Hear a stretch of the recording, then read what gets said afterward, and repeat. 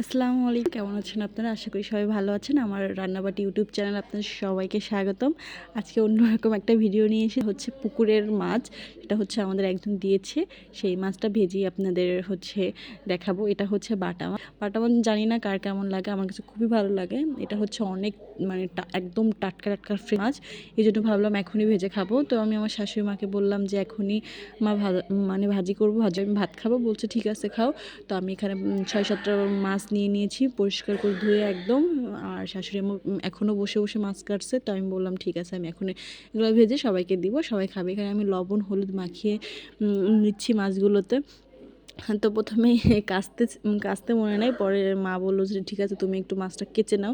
আমি বললাম লবণ হলুদ তো মাখানো হয়ে গেছে। সে বললো সমস্যা নাই, কোনো সমস্যা নাই। তারপর আবার একটু কাচলাম। আমি বেশি ভালো করে মাছ কাচতে পারি না, যে একটু বেশি বেশি মানে হয়ে গেছে, এটা ভাজলে আরও বেশি খারাপ দেখা যাবে।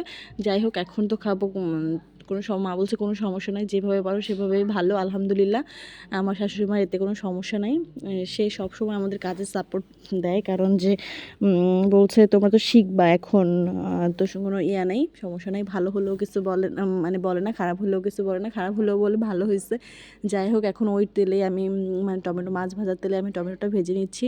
টমেটোটা একটু বেশি করে ভাজবো, কারণ জানি না কার কেমন লাগে। টমেটো দিয়ে যে কোনো মাছ ভুনা করলে আমার কাছে অনেক মানে টেস্টি লাগে। আর সব কিছুতেই আমি টমেটো খেতে পছন্দ করি, কারণ টমেটো দিয়ে মুড়ি মাখানো হোক, ভর্তা হোক, ভাজি হোক, চচ্চড়ি হোক, ডালে হোক, সব কিছুই মানে টমেটো প্রেমিক বলতে গেলে এক কথায় চলে। যে টমেটো আমি এত ভালো করে ভেজে নিয়েছি। এখন ভেজে ওই তেলে এই যে হচ্ছে পেঁয়াজ পাতা দিয়ে মাছ ভাজা করব। এটা হচ্ছে আগের পেঁয়াজ ছিল, এটা থেকে গ্যাস হয়েছে, এগুলো ফেলানো যাবে না। বলছে এটা দিয়ে ভাজি করো, অনেক মজা হবে।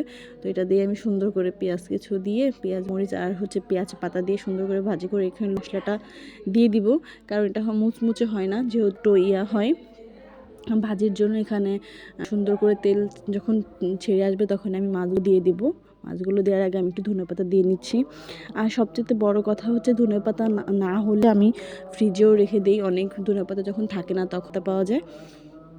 এই হচ্ছে আমার মাছ ভুনা হয়ে খাওয়ার সময় সবাই বলছে যে না আলহামদুলিল্লাহ ভালো হয়েছে। তো বাটা মাছ আমার এমনিতে অনেক পছন্দ। তোমাদের পছন্দ প্লিজ আমাকে একটু বলো কমেন্টে। আর প্লিজ প্লিজ প্লিজ আমার চ্যানেলটাকে তোমরা সবাই সাবস্ক্রাইব করে দিও, পাশে থেকো, ভালো থেকো, সুস্থ থেকো, বাই।